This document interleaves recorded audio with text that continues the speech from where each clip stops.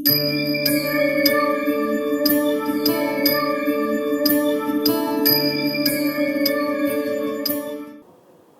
రోజు నుంచి శ్రీ దుర్గా మల్లేశ్వర స్వామివారి యొక్క దివ్య ఆశీస్సులతో ఇంద్రకీలాద్రి మహాక్షేత్రంపై శరన్నవరాత్రి మహోత్సవాలు శ్రీకారం చుట్టుకోబోతున్నాయి. దీనికి సంబంధించినటువంటి ఏర్పాట్లు మీకు అందరికీ తెలుసు, చాలా భాగం పూర్తి అయినాయి. అక్కడక్కడ ఫినిషింగ్ ఏవైనా ఉంటే అవి కూడా చేస్తున్నాము. మొత్తానికి నాకు రెండవసారి శరన్నవరాత్రి మహోత్సవాలు దుర్గాగుడిపై నిర్వహించే భాగ్యం కలిగించినటువంటి కనకదుర్గ అమ్మకు, మల్లేశ్వర స్వామికి, అలాగే దేవాదాయ శాఖకు, రాష్ట్ర ప్రభుత్వానికి నా యొక్క కృతజ్ఞతాభివందనములు తెలియజేసుకుంటూ, మా వైదిక సిబ్బంది, ఇంజనీరింగ్ సిబ్బంది, దేవస్థానం సిబ్బంది తరఫున వీరందరూ చేసినటువంటి ఏర్పాట్లు మీ ముందు ఉంచడానికి, అలాగే మిమ్మల్ని అందరినీ సాదరంగా ప్రత్యేకంగా ఈ పండుగకు ఆహ్వానించడానికి ఈ కార్యక్రమం ఉద్దేశించబడింది. మీ అందరికీ ఈ కార్యక్రమానికి స్వాగతం. అలాగే ఈ శరన్నవరాత్రి మహోత్సవాలు, దసరా సెలబ్రేషన్స్కి కూడా నేను మీకు స్వాగతం తెలియజేస్తున్నాను. దసరా అంటే మనకిప్పుడు రాష్ట్ర పండుగ. రాష్ట్ర ప్రభుత్వం కూడా ప్రతి విషయాన్ని క్షుణ్ణంగా పరిశీలిస్తూ ప్రతి విషయంలోన గైడ్ చేస్తూ వస్తున్న విషయం మీకు బాగా తెలుసు.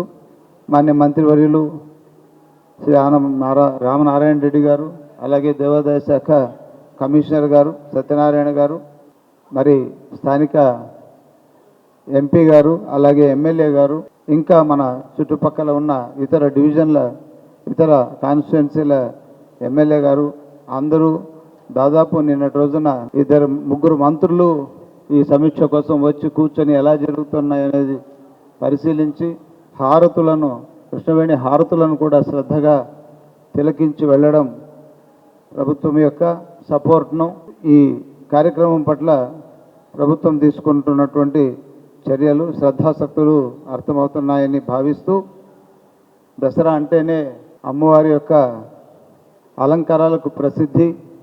ఇలాంటి ఈ 10 రోజులు 10 రకాల అలంకారాలతో అమ్మవారు శోభాయమానంగా దర్శనమిస్తారు.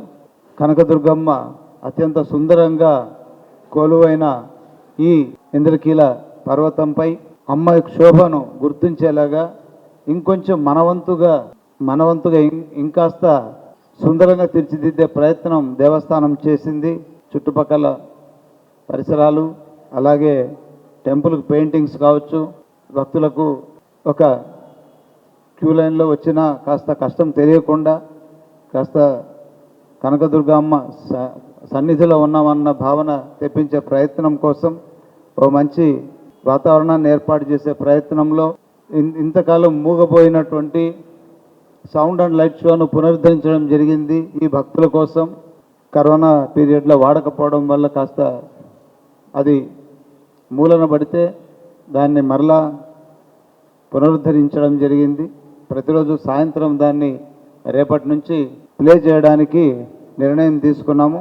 మా ఈఈ గారిని కూడా నేను కోరుతున్నాను, ప్రతిరోజు దాన్ని సాయంత్రం ప్లే చేసి భక్తులకు ఆనందింపజేసేలాగా, ఈ క్షేత్ర మహత్యాన్ని తెలిసేలాగా ఏర్పాటు చేయాలని. అలాగే లేజర్ షో ఒకటి ఏర్పాటు అనుకుంటున్నాము. కొండపైన లేజర్ షో ఒకటి, హారతులు, కృష్ణమ్మకు హారతులు చాలా రోజుల తర్వాత నిండుగా హారతులు ఇస్తున్నాము.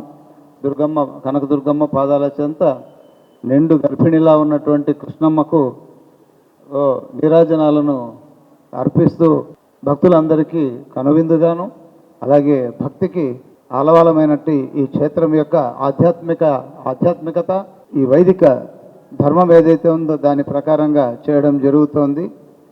ఇలాంటి కొన్ని ఇనిషియేటివ్స్ తోటి ముందుకెళ్లే ప్రయత్నం చేస్తున్నాను. మొదటి రోజున బాల త్రిపుర సుందరి దేవిగా అమ్మవారు రేపు మనకు దర్శనమిస్తారు. ఆ తర్వాత 4వ తారీఖున గాయత్రి దేవిగాను, అటు పిమ్మట అన్నపూర్ణేశ్వరిగాను, 6వ తారీఖున లలిత త్రిపుర సుందరి దేవిగాను, 7 సోమవారం మహాచండీ దేవిగా, 8వ తారీఖున అంటే షష్ఠి రోజు మహాలక్ష్మీదేవిగా అత్యంత కీలకమైన నవమి రోజున అమ్మవారి యొక్క నక్షత్రం అది. మూలా నక్షత్రం రోజున సరస్వతీదేవిగా అమ్మవారు 9వ తారీఖున దర్శనమిస్తారు. మాన్య ముఖ్యమంత్రి వర్యులే స్వయంగా ఆ రోజు అమ్మవారికి వస్త్రాలు సమర్పిస్తారు. రాష్ట్ర ప్రజలందరి తరఫున అమ్మవారికి పట్టు వస్త్రాలు సమర్పించే కార్యక్రమం కూడా అదే రోజు ఉంటుంది. మరి తర్వాత దుర్గాదేవిగాను, 11న మహిషాసుర మర్దినిగా, 12న రాజరాజేశ్వరిగా అమ్మవారి దర్శనమిస్తారు. మరి ఈ దర్శనాలను చూడడానికి మొత్తానికి 13 నుంచి 15 లక్షల మంది ప్రజలు వస్తారని అంచనా వేస్తున్నాము. కొంత ఇది అంచనా మాత్రమే, దేనికి కాస్త ఎక్కువ తక్కువలో ఉండవచ్చు. మరి వీటన్నింటి మధ్యన వీలైనంత త్వరగా దర్శనాలను ఏర్పాటు చేసి వీలైనంత ఎక్కువసేపు దర్శనాలు కల్పించడానికి దేవస్థానం వైదిక సిబ్బందితో మాట్లాడి సిద్ధంగా ఉన్నాము. అందులో మొదటిది రేపు మాత్రం కాస్త ఆలస్యంగాను, రేపు 9 గంటల నుంచి దర్శనం ఇవ్వవలసి వస్తుంది. ఎందుకంటే స్నపనాది కార్యక్రమాలు ఉంటాయి కాబట్టి రేపు ఒక్కరోజు మాత్రం 9 గంటలకు దర్శనం ఇవ్వడం జరుగుతుంది.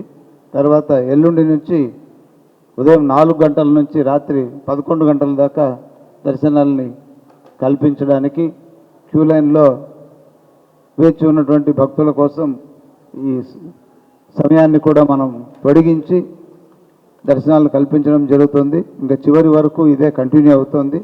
9వ తారీఖున మాత్రం కాస్త ఎక్కువ సంఖ్యలో భక్తులు వస్తారు కాబట్టి ఆ రోజు పరిస్థితిని బట్టి సమయాలను అప్పటికప్పుడు పోలీస్ సిబ్బందితో మాట్లాడి భక్తులకు ఇబ్బంది లేని ఇంకేమైనా చిన్న చిన్న మార్పులు చేయదలుచుకుంటే ఆ రోజు చేస్తామని చెప్పి తెలియజేస్తున్నాను. మరలా ఇక ఈ 4 నుంచి 11 వరకు మనము దర్శనాలు ఇచ్చే దాంట్లో కొన్ని 5 సమయాలలో మనం నివేదన సమయాలు ఉంటాయి. ఉదయం 3 గంటలకు, మళ్ళీ 6 గంటలకు, 10:30కు, 12 గంటలకు, 4 గంటలకు ఇవన్నీ బాలభోగాలు లాంటి ఒక 15 నిమిషాలు మాత్రమే బ్రేక్ ఇవ్వడం జరుగుతుంది. కాకపోతే మహానివేదన సమయంలో దసరాలో అమ్మవారికి సాయంత్రం 6:30 నుంచి 7:30 వరకు మరి మహానివేదన అనంతరం పంచహారతులు ఉంటాయి కాబట్టి ఆ సమయంలో బ్రేక్ తీసుకోబడుతుంది. మహానివేదన సమయంలో దర్శనాలను ఆఫ్ చేయడం జరుగుతుంది. తర్వాత అలంకారాల వరకు ఇది. మరి ప్రత్యేకమైన పూజలు కొన్ని మనం నిర్వహిస్తాము. అందులో ప్రత్యేక ఖడ్గమాలార్చన ఇదే వేదికలో స్వామి అమ్మవారు ఇక్కడికి వేంచేస్తారు. రేపు ఉదయం ఇక్కడే కొలువు అవుతారు. ఇక్కడే ఖడ్గమాలార్చన ఉదయం 5 నుంచి 6 వరకు ఖడ్గమాల అర్చన జరుగుతుంది. అలాగే ప్రత్యేక కుంకుమార్చన కూడా రేపు మాత్రము ఖడ్గమాల 9 నుంచి 10 గంటల వరకు జరుగుతుంది. ఖడ్గమాల అర్చన మిగతా రోజుల్లో ఉదయం 5 నుంచి 6 వరకు జరుగుతుంది. మరి ప్రత్యేక కుంకుమార్చన కూడా ఇదే వేదిక మీద జరుగుతుంది. ఇది మొదటి రోజు మాత్రం 10 నుంచి 12 గంటల వరకు ఉంటుంది. ఇక రెండవ రోజు నుంచి 2 బ్యాచ్లు జరుగుతాయి. ఉదయం 7 గంటలకు ఒక సమూహము, 10 గంటలకు మరొక సమూహానికి సామూహిక ప్రత్యేక కుంకుమార్చనను నిర్వహించడం జరుగుతుంది. మరి అలాగే శ్రీచక్ర నవవరణార్చన కూడా ఉంటుంది. అది ప్రస్తుతం మనం లక్ష కుంకుమార్చన చేసే వేదిక వద్ద ఈ శ్రీచక్ర నవవరణార్చనను జరిపిస్తాం. అలాగే చండీ యాగాన్ని ప్రతిరోజు 9 గంటలకు చండీ యాగం నిర్వహించబడుతుంది. తర్వాత ఇక ఈ ఉత్సవాల్లో పరోక్ష సేవలు కూడా ఒక ప్రత్యేకతను సంతరించుకుంటాయి. పరోక్ష సేవలు రాలేని వాళ్ళు, కనకదుర్గ అమ్మవారి భక్తులు విశేషంగా చాలా చోట్ల భారతదేశం అంతటా విస్తరించి ఉన్నారు. ప్రపంచంలో చాలా చోట్ల ఉన్నారు అమ్మవారి భక్తులు. వారందరూ వారిక్కడికి రాలేనప్పుడు అక్కడి నుంచి చూడడానికి మనం పరోక్ష సేవగా అంతర్జాలాన్ని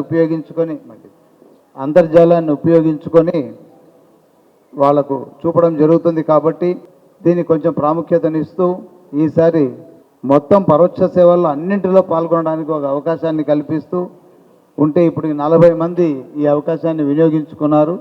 వేరే దేశాల్లో ఉన్నటువంటి మన వాళ్ళు ఈ పూజలో పాల్గొనే ప్రయత్నం చేస్తున్నారు. దీనికి 20,000గా ముందుగా నిర్ధారించబడిన రుసుము ఇది. ప్రతిరోజు అన్ని రోజులు చేయడానికి ఈ రుసుమును నిర్దేశించబడింది. 3వ తారీఖున తెల్లవారుజామున 3 గంటలకు స్నాపనాభిషేకం జరుగుతుంది అమ్మవారికి. మరి ఇది అంతర్గతంగా మాత్రమే జరుగుతుంది, ఎవరు అక్కడ ఆ సమయంలో ఎవరు ఉండరు. మరి 9 గంటలకు ఇదంతా స్నాపనాభిషేకం అయిపోయి అలంకరణ అంతా పూర్తి అయిన తర్వాత 9 గంటలు అవుతుంది. 9 గంటల నుంచి దర్శనాలు, హారతి ఇచ్చి అమ్మవారికి దర్శనాలకు మనం ఆలయం సిద్ధం చేసి అర్చక స్వాములు అందిస్తారు. 9 గంటల నుంచి గణపతి పూజ, కలశ ప్రతిష్ఠ కార్యక్రమాలు జరుగుతాయి. చండీ హోమం కూడా జరిగే యాగశాలలో ఈ కార్యక్రమాలు చేస్తాం. ప్రతిరోజు ఈ ఉత్సవ కాలంలో ప్రతిరోజు నగరోత్సవాలను నిర్వహించడం ఆనవాయితీగా వస్తున్నటువంటిదే. 4 గంటల నుంచి మల్లేశ్వర స్వామి వారి యొక్క ఆలయం దగ్గర నుంచి నగరోత్సవం ప్రారంభమవుతుంది. స్వామి అమ్మవారు నగరంలో ఊరేగించబడతారు. భక్తులు అందరూ ఆనందంగా ఆహ్వానించి వారికి మొక్కులు చెల్లించుకోవడం మనం చూస్తూ ఉంటాం. 12వ తారీఖున మాత్రం తెప్పోత్సవం ఉంటుంది విజయదశమి రోజున. ఆ రోజు ఇరిగేషన్ డిపార్ట్మెంట్ వారి యొక్క సూచనల మేరకు తెప్పోత్సవాన్ని నిర్వహించడం జరుగుతుంది. పంచహారతులకు ప్రతిదినములాగా అందరికీ ఇవ్వడం ఉండదు.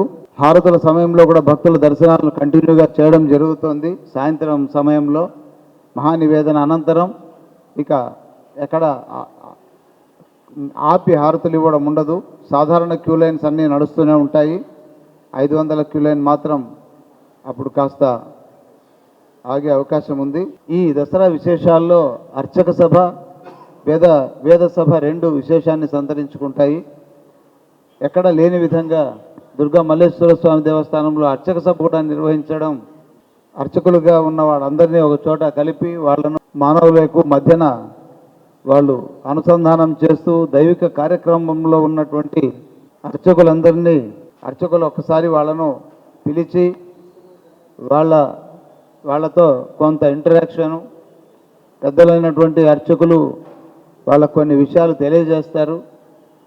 నూతనంగా వచ్చినటువంటి ఈ అర్చకత్వంలోనికి వచ్చినటువంటి వారికి కూడా తగు సూచనలు ఇవ్వడము, ఇటువంటి ఉద్దేశాలతోటి ఈ అర్చక సభ నిర్వహించబడుతుంది.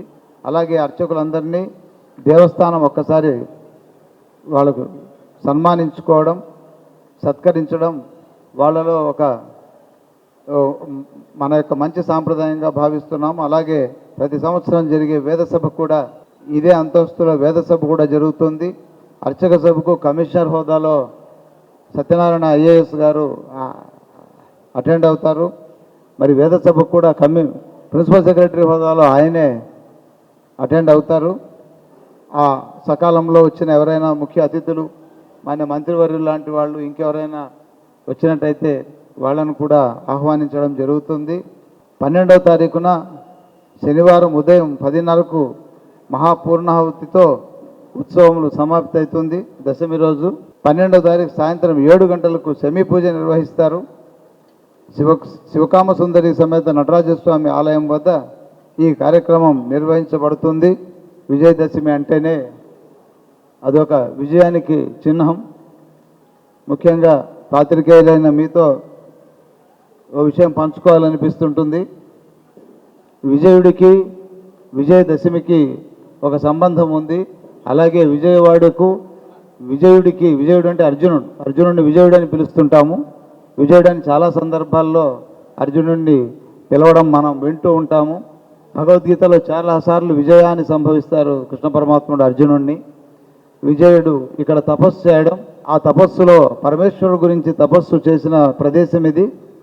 మరి అలా పాశుపతాస్త్రం కోరి యుద్ధానికి సిద్ధమవుతూ కృష్ణుడు సూచన మేరకు పాశుపతాస్త్రం కోసం పరమేశ్వరుణ్ణి ప్రార్థిస్తే, తపస్సు చేస్తే చాలా కాలానికి పరమేశ్వరుడు ప్రత్యక్షమై ఆ పాశుపత అస్త్రాన్ని ఇవ్వడానికి కూడా పరీక్ష పెట్టి ఆయనతో మల్ల యుద్ధం చేసి, మల్ల యుద్ధానంతరం తన నిజస్వరూపాన్ని విజయుని పూర్తి నిర్వీర్యం చేసి, అప్పుడు తను ప్రత్యక్షమై తన యొక్క నిజ రూపాన్ని చూపించి పాశుపతాస్త్రాన్ని ఇవ్వడం జరిగినటువంటి సంఘటన జరిగినటువంటి ప్రదేశం ఇది. కాబట్టి ఇక్కడ ఆ విజయుడు కొలువైనటువంటి విజయుడు వాసం చేసినటువంటి వాటిక కాబట్టి ఇది విజయవాటిక. నేటికి విజయవాడగా చిరస్థాయిగా పేరుతో నిలబడి ఉన్నటువంటి ఇక్కడ దసరా ఉత్సవాలకు అందుకేనేమో అత్యంత ప్రాముఖ్యత వచ్చిందని నాకు అనిపిస్తూ ఉంటుంది. మరి అలాంటి కార్యక్రమం ఇక్కడ చేస్తూ మరి దసరా శరన్నవరాత్రి మహోత్సవాల సందర్భంగా ప్రతిరోజు కుమారి పూజలు, సువాసిని పూజలు జరుగుతాయి. అమ్మవారిగా మన సాంప్రదాయం అత్యంత గొప్పదైనటువంటి మన సనాతన సాంప్రదాయంలో బాలలో కూడా అమ్మను చేస్తూ అమ్మను చూస్తూ బాలా త్రిపుర సుందరిగా బాలగా పిలుచుకుంటాము.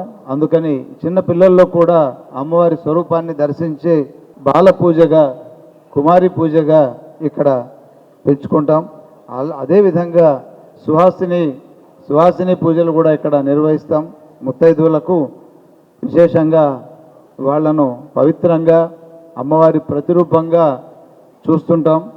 సుహాసిని అర్చన ప్రీత అని లలితా సహస్రనామాల్లో ప్రత్యేకంగా అమ్మవారిని మనం పిలుచుకుంటాం, అమ్మవారిని కీర్తిస్తాం. అంటే చాలా ఇష్టమట అమ్మవారికి వాళ్ళు పూజిస్తే. అలాంటి వాళ్ళను పూజిస్తే అమ్మ ప్రీతి చెందుతుందనే ఉద్దేశంతో ఇటువంటి విభిన్నమైన కార్యక్రమాల మేలు కలయికగా శరన్నవరాత్రి మహోత్సవాలను దేవస్థానం ఇక్కడ 12వ తారీఖు వరకు జరుపుకుంటుంది. ఇక పాలనాపరమైనటువంటి వైదికపరమైనటువంటి విషయాలు చెప్పడం జరిగింది.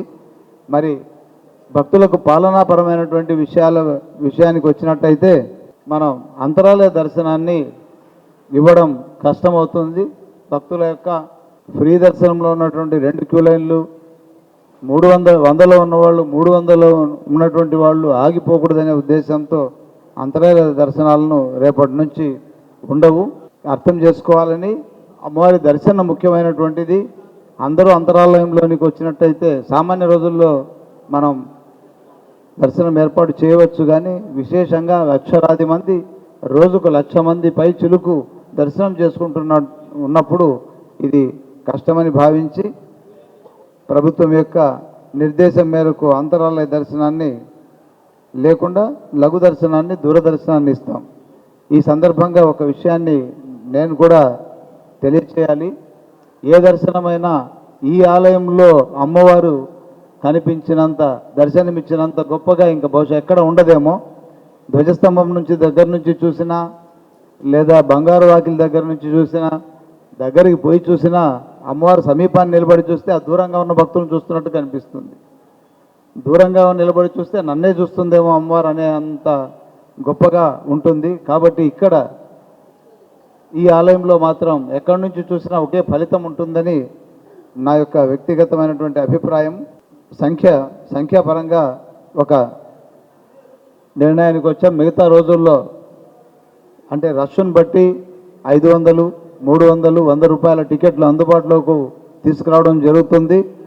కాస్త త్వరగా వెళ్ళాలి అనుకున్న వాళ్ళకు ఈ సౌకర్యాన్ని మనం కలుగజేయడం జరుగుతుంది. మొత్తం 14 కౌంటర్లలో టికెట్లు ఇవ్వడం జరుగుతోంది. కావాలనుకున్న వాళ్లకు మనం బస్టాండ్, రైల్వే స్టేషన్లు, తర్వాత మిగతా collectorate, state guest house, model guest హౌస్లో 2, ఇలాగా రిసెప్షన్, టోల్ గేటు, చాలా చోట్ల పున్నమి ఘాట్ కావచ్చు, ఇక్కడ అన్ని టికెట్ కౌంటర్లను పెట్టి వెంటనే అందుబాటులోకి తెచ్చే ప్రయత్నం మనం చేస్తున్నాము. 3 క్యూ లైన్లు నిరంతరం అక్కడి నుంచి వస్తాయి. ఇక్కడ మళ్ళీ 5 క్యూ లైన్లు, హోమ్ టర్నింగ్ నుంచి 5 క్యూ లైన్లు యథాప్రకారంగా వెళుతూ ఉంటాయి.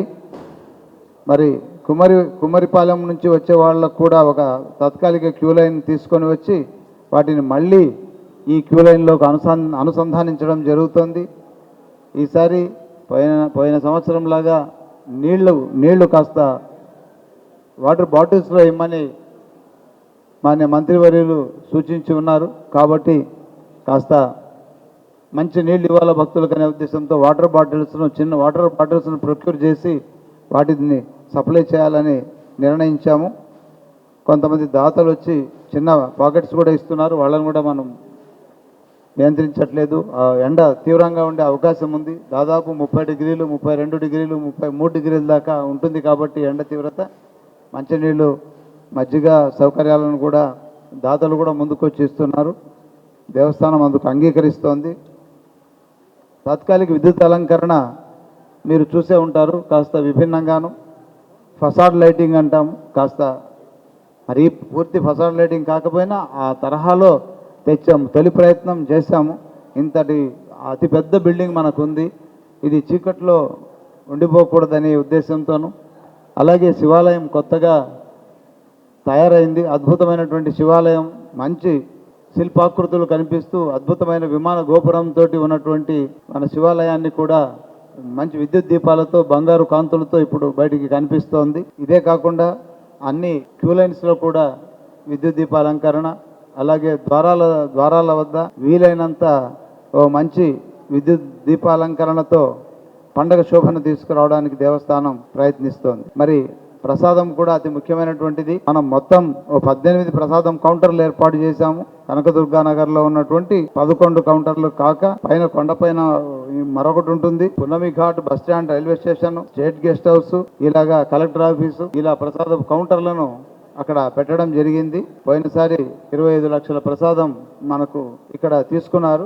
ఈసారి కూడా అంతకు తక్కువ ఉండదని భావిస్తూ దేవస్థానం సంసిద్ధంగా ఉంది. రేపటి రోజు కోసం 1,00,000 పైచిలకు లడ్డు ప్రసాదాలను ఈ రోజే సిద్ధం చేసుకొని మరి ఉన్నాము. ఇలా ప్రతిరోజు రేపటికి ఎంత అవసరమవుతుందో అని ఊహించి అన్ని చేసుకోవడానికి సిద్ధంగా ఉన్నాం.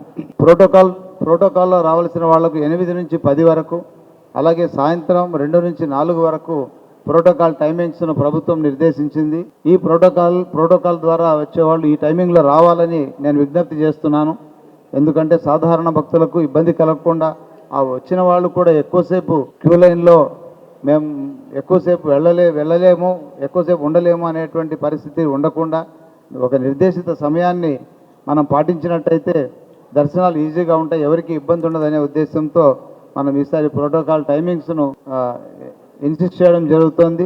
భక్తులు ప్రోటోకాల్ ద్వారా వచ్చేవాళ్ళు అర్థం చేసుకొని మాకు 8 నుంచి 10 వరకు, సాయంత్రం 2 నుంచి 4 వరకు మాత్రమే ప్రోటోకాల్ దర్శనాలకు రావాల్సిందిగా నేను విజ్ఞప్తి చేస్తున్నాను. ఈ విషయంలో మీ సహకారాన్ని కూడా నేను అర్థిస్తున్నాను. దయచేసి ఈ విషయాన్ని కొంచెం తీసుకెళ్ళినట్టయితే సామాన్య భక్తులకు మనం సహాయం చేసిన వాళ్ళం అవుతాం.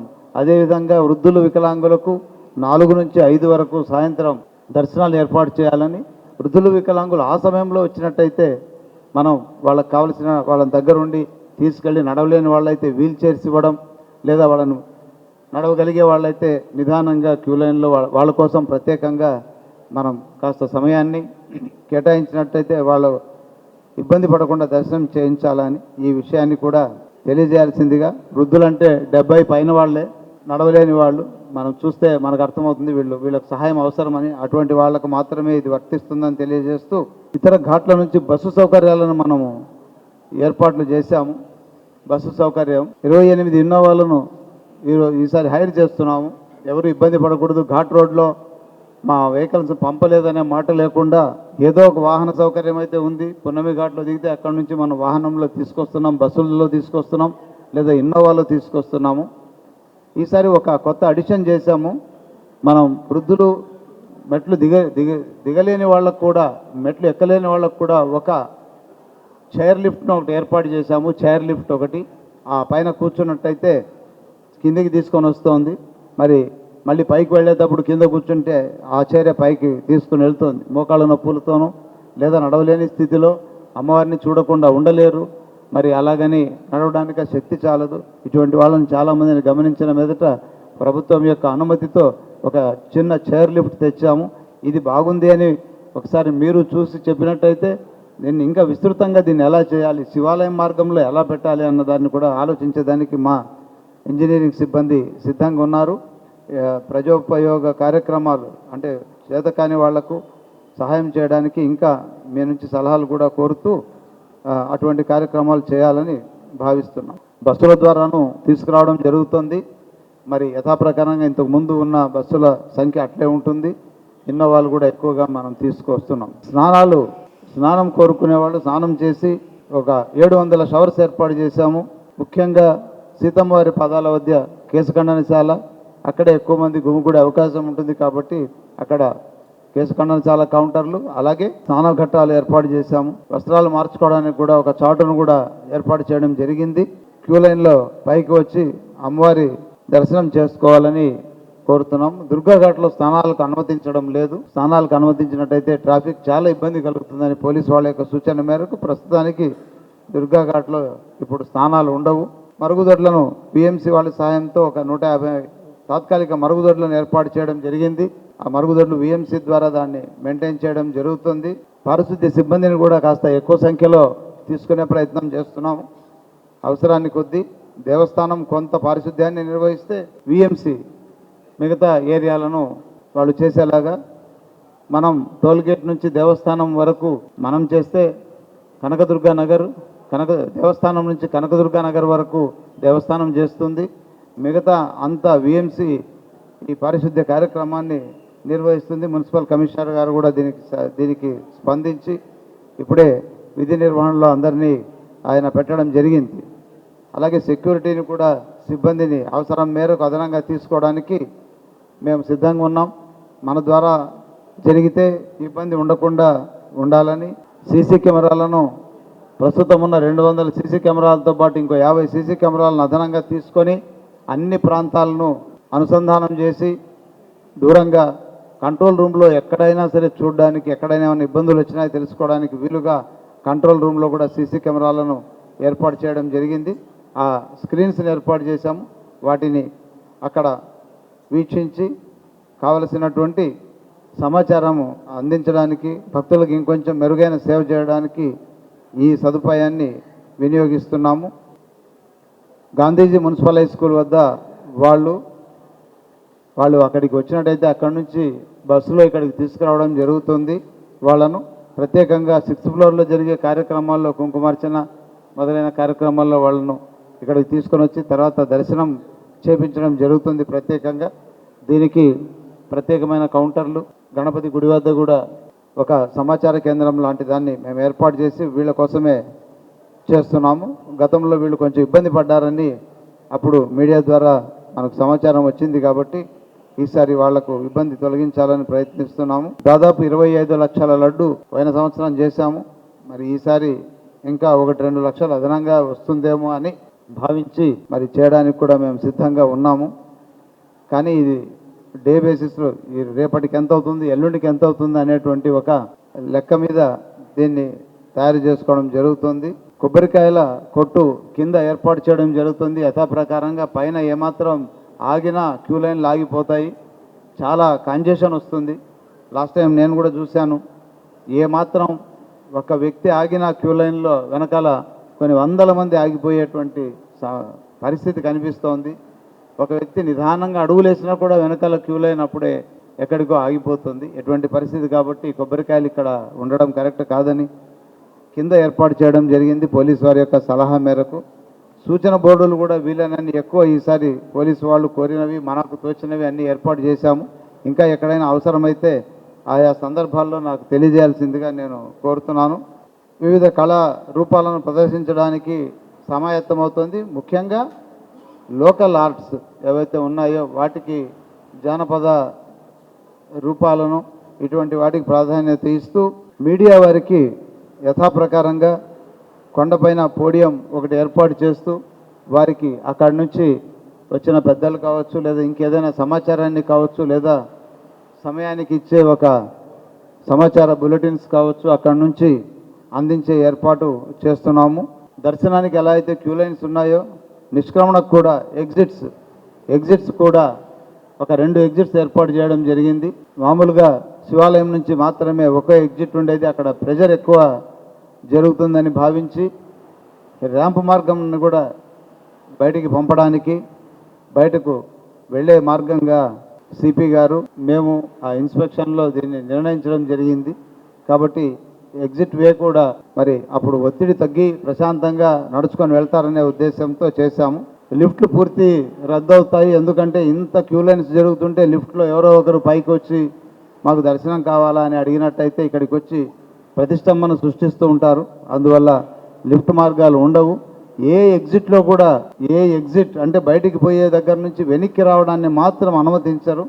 ఇలాంటివి కాస్త సామాన్య భక్తులకు క్యూ లైన్లో ఎక్కడో ఉన్నటువంటి దూరంగా వెయిట్ చేస్తున్నటువంటి భక్తులకు సహకరించాల్సిందిగా నేను విజ్ఞప్తి చేస్తున్నాను. బ్యారికేడింగ్ పటిష్టంగా ఏర్పాటు చేశాము, మెషులు కూడా ఏర్పాటు చేశాము. క్యూ లైన్లో కలిసిపోకుండా ప్రతి 30 మీటర్లకు ఒక ఎగ్జిట్ మార్గాన్ని, ఒక అత్యవసర ద్వారాన్ని ఏర్పాటు చేశాము. అక్కడ ఒక పోలీస్ వారు అక్కడ ఉండి ఏదైనా ఎవరికైనా అవసరమైతే దాన్ని వెంటనే ఎగ్జిట్ బయటికి తీసుకురావడానికి లాస్ట్ టైం పాత్రికేయులు తెలియజేశారు. కొంత ఇబ్బందులకు గురైనారు, బయటికి రావడానికి కూడా కష్టమైందంటే ఈసారి ప్రత్యేకంగా ప్రతి 30 మీటర్లకు ఒక ఎగ్జిట్ ప్రాంతాన్ని, ఒక ఎమర్జెన్సీను తయారు చేసుకున్నాము. డోర్స్ వాటిని లాక్ అండ్ కీలో ఉంటాయి, అవసరమైనప్పుడే ఓపెన్ చేస్తాం. లేకపోతే అందరూ కలిసిపోయి ఎక్కువసేపు వేచి ఉన్నవాళ్ళు ఇలా కలిసిపోకుండా అక్కడ కూడా మెన్నును మా దేవస్థానం సిబ్బందిని అక్కడ పోస్ట్ చేయడం జరుగుతుంది.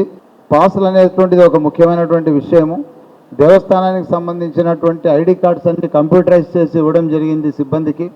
వాళ్ళు వీలైతే వాళ్ళకి పాయింట్స్ కూడా తెలిపాము, ఎక్కడ వాళ్ళు డ్యూటీ చేస్తున్నారో కూడా తెలిపాము. కన్ఫ్యూజన్ లేకుండా అందరూ ఒక చోట వచ్చి దుర్వినియోగం చేయకుండా పోయిన సంవత్సరం లాగానే కౌంటర్స్ అన్ని ఏర్పాటు చేసి దర్శనాలకు వచ్చేవాళ్ళు పున్నమి ఘాట్లో కానీ లేదా ఇంకెక్కడి నుంచి అయినా సరే వాళ్ళు ఒక టికెట్ పొంది రావాల్సిందిగా నేను తెలియజేస్తున్నాము. ఆ ప్రోటోకాల్ వివిధ శాఖలకు వాళ్ళు ఒక యాప్ ద్వారా దీన్ని ఆపరేట్ చేస్తారు, దానికి సంబంధించి వాళ్ళకి ఇవ్వడం జరిగింది. అలాగే ఐఎన్పిఆర్కి సంబంధించి పాత్రికేయులు ఎవరైనా దర్శనాన్ని కోరినట్లయితే దానికి సంబంధించి ఐఎన్పిఆర్ ఏడీ కార్యాలయంలో మనకు ఆ సౌకర్యాన్ని ఇస్తారు. దాని ద్వారా మీరు దర్శనాలకు రావచ్చని సిపి గారు, డీసీపీ గారు, కలెక్టర్ గారు ఈ విషయమై కొంత కృషి చేసి ఒక సౌకర్యవంతమైనటువంటి విధానాన్ని ఏర్పాటు చేశారు. ఇందులో ఏమి కష్టం ఉండదు, కేవలం యాప్ ద్వారా జరుగుతుంది. మనం అక్కడ ఎక్కడికో కౌంటర్ దగ్గర పోయి ఎవరిని అడగాల్సిన పని కూడా ఉండదు. వైద్య సేవలు అందించడానికి కౌంటర్స్ను ఒక మెడికల్ క్యాంప్స్ దాదాపు 12 దాకా మేము ఏర్పాటు చేయడం జరిగింది. 17 మెడికల్ క్యాంప్స్ను ఏర్పాటు చేయడం జరిగింది వివిధ ప్రాంతాల్లో. షిఫ్ట్కు 200 మంది చొప్పున 600 మంది బార్బర్స్ను కూడా మనం పిలిపించడం జరిగింది, కేసు ఖండనశాలలో ఎవరికి ఇబ్బంది లేకుండా ఉండడానికి. మరి అలాగే డెప్యుటేషన్ సిబ్బందిని ఉపయోగించుకొని 8 కౌంటర్లను ఏర్పాటు చేసి వాళ్లకు పున్నమి ఘాట్లోను భవానీ ఘాట్లో కూడా అలాగే సీతంవారి పాదాల దగ్గర ఏర్పాటు చేయడం జరిగింది. వచ్చిన వాళ్ళందరికీ ప్రసాదాన్ని వితరణ చేయడం మన సాంప్రదాయం ఆలయానికి వచ్చిన తర్వాత. అందుకని ఉచిత ప్రసాదాన్ని ఉదయం 6 నుంచి ప్రారంభించి 10 గంటల వరకు పులిహోర, చక్కెర పొంగల్ లాంటి ప్రసాదము, 10 గంటల నుంచి అన్నప్రసాదము, అన్నప్రసాదాన్ని సాయంత్రం 4 వరకు అన్నప్రసాదం జరుగుతుంది. పొట్లాలు ఇచ్చేది బాగుండదు, కడుపు నిండా తిండి పెట్టాలనే ఉద్దేశంతో బఫే సిస్టమ్ ద్వారా పెడుతున్నాము. ఏదైతే అన్నప్రసాద భవనం నిర్మాణం అవుతుందో అక్కడే ఇది ఏర్పాటు చేయడం జరిగింది. మరి అక్కడ అన్నప్రసాదాన్ని స్వీకరించి ముందుకు కదులుతారు. లడ్డు కౌంటర్లలో లడ్డు తీసుకున్న తర్వాత అలా ముందుకు నిష్క్రమించే విధంగా ఏర్పాటు చేయడం జరిగింది. ఇది ఈసారి పనులు. దీంతో పాటుగా ప్రజలకు ఇంకా దూరంగా ఉన్న వాళ్ళకు తెలియజేయడానికి కొన్ని ఎల్ఈడి స్క్రీన్స్ను కూడా ఏర్పాటు చేస్తూ ఇంకొంత ఈ లైటింగ్ను కూడా కొంచెం విస్తృతంగా ఏర్పాటు చేసి ఒక పండుగ వాతావరణాన్ని తీసుకురావడానికి కృష్ణవేణి హారతులు దాదాపు పవిత్ర సంగమంలో జరిగేవి ఒకప్పుడు హారతులు.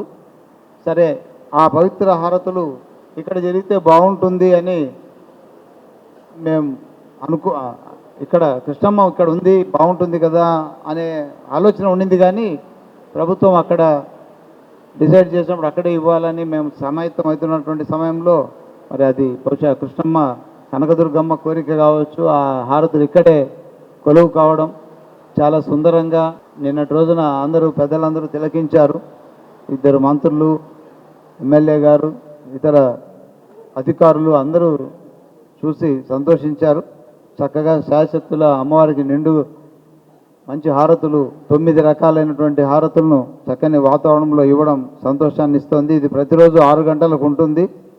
కృష్ణమ్మకు ప్రతినిత్యము పూజ చేసి మంగళ ద్రవ్యాలు సమర్పించిన తర్వాత హారతులు ఇచ్చే కార్యక్రమం మేము చేస్తున్నాము.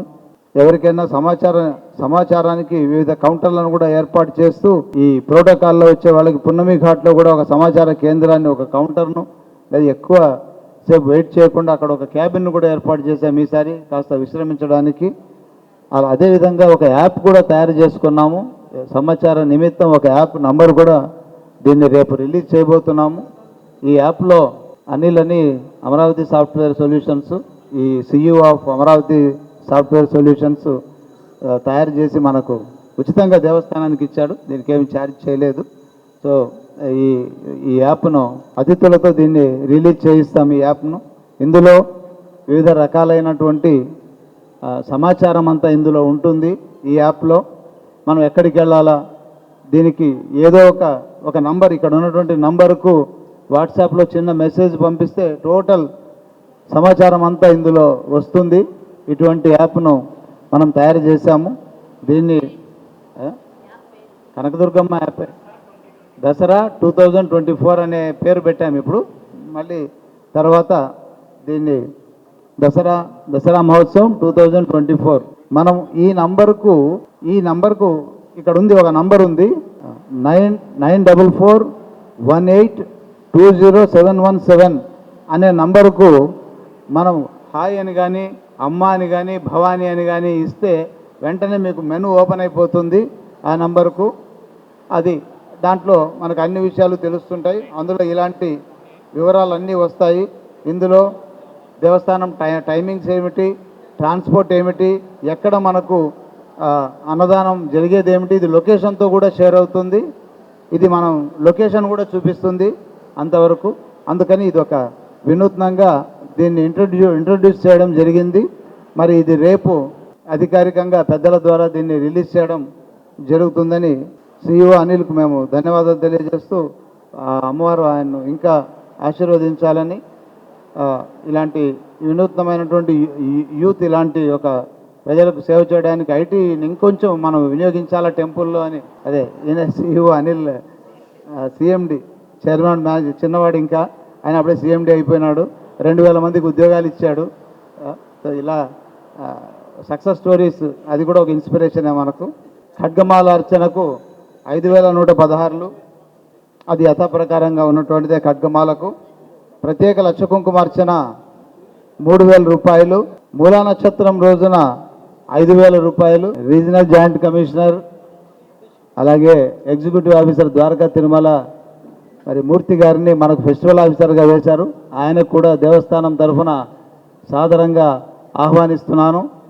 అటు పక్కనే మనకు కనిపించే డైనమిక్ పర్సనాలిటీ దేవస్థానం యొక్క విధుల నిర్వహణకు వీళ్ళంతా ఇక్కడికి వచ్చి ఉన్నారు. దాదాపు 300 మంది సిబ్బందిని దేవాదాయ శాఖ మనకు సమకూర్చింది. వేరియస్ ప్లేసెస్ నుంచి 234 మంది సిబ్బంది ఇక్కడికి వచ్చి సేవలు అందిస్తారు. మరి మనం ఈ పూజా వివరాల గురించి మాట్లాడుకుంటున్నాం. ప్రత్యేక చండీ హోమం 4000 రూపాయలు గాను, శ్రీచక్ర నవావరణార్చన 3000 రూపాయలు గాను ఉంటుంది. ఇలా ఈ పూజా కార్యక్రమాలకు ఒక రుసుమును కూడా నిర్ణయించడం జరిగింది. వీళ్ళను స్పెసిఫిక్ టైంలో రావాలి కాబట్టి వీళ్ళందరినీ ఒక చోటు నుంచి తీసుకొని వచ్చే ప్రయత్నం చేస్తున్నాము. ఎందుకంటే ఇక్కడ నుంచి వస్తే అనుమతించారు కాబట్టి దేవస్థానమే వీళ్ళకు ట్రాన్స్పోర్టేషన్ చేస్తుంది. Mahatma Gandhi municipal high school దగ్గర నుంచి వీళ్ళందరినీ దేవస్థానంలోనికి, గాంధీజీ మున్సిపల్ హై స్కూల్ దగ్గర నుంచి బస్సులో మనం తీసుకొని వస్తాము. తీసుకొని వచ్చి ఇక్కడ దేవస్థానానికి తీసుకొని వచ్చి ఇక్కడ ఈ హాల్లో కుంకుమ పూజ, తర్వాత ఈ కార్యక్రమం ప్రత్యేక కుంకుమ పూజ చేయించిన తర్వాత వీళ్ళని దర్శనానికి మనమే తీసుకెళ్తాము. అందరూ ఒకేసారి అయిపోతాయి కాబట్టి క్యూ లైన్ మార్గంలోంచి తీసుకెళ్ళి దర్శనాలు ఏర్పాటు చేస్తాం. మీడియాకు సంబంధించినటువంటి ఒక పార్కింగ్ ప్లేస్ను ఒకటి ఐడెంటిఫై చేశాము. మరి పోలీస్ వారితో ఒకసారి మాట్లాడి టోల్గేట్ నుంచి వస్తామని మీరే కొంతమంది అడిగినట్టున్నారు. చాలా ఎక్కువ సంఖ్యలో వచ్చినట్టయితే వెహికల్స్ తిరగడానికి ఇబ్బంది అవుతుంది. ఇది డీసీపీ గారు ఈరోజు ఇప్పుడు కాసేపట్లో మేము వాళ్ళతో ఒక ఫైనల్ చేసి కన్వీనియంట్ ప్లేస్లో ఒకటి పెట్టే ప్రయత్నం చేస్తున్నాము. పార్కింగ్ సౌకర్యం అయితే ఉందండి. వాళ్ళు పైన ఇమ్మని నేను కూడా అడిగి ఉన్నాను. లిమిటెడ్గా టూ వీలర్సే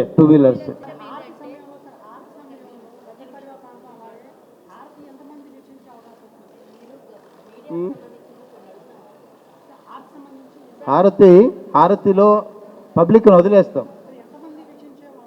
ఒక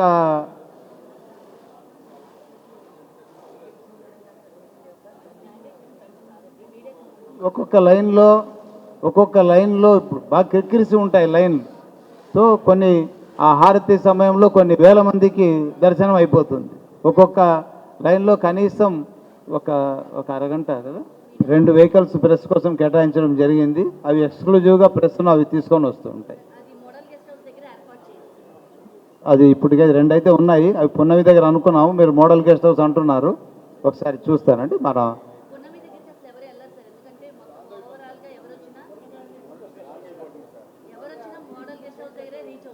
మరి ఇక్కడికి వస్తే ఇక్కడ పార్కింగ్ ఎక్కడ, స్థలం తక్కువే కదా.